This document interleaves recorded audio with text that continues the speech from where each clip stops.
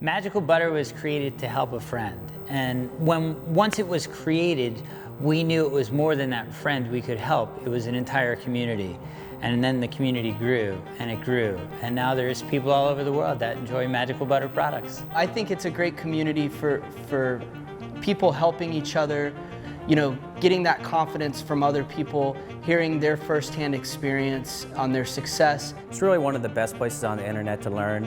You know, people are really so eager and willing to help out, and they go that extra mile. They care about helping somebody, being an asset to somebody, providing value. Every time I'm on there, I see nothing but comments from people giving recipes to helping and showing how to use our machine. Every day we hear stories about how our machine helped save someone's life, helped ease a family's suffering. I really do think we're helping people. I think, you know, we're creating offerings for people that, you know, can help them from a health standpoint, from a cooking standpoint, an ease standpoint. I think that's a wonderful mission.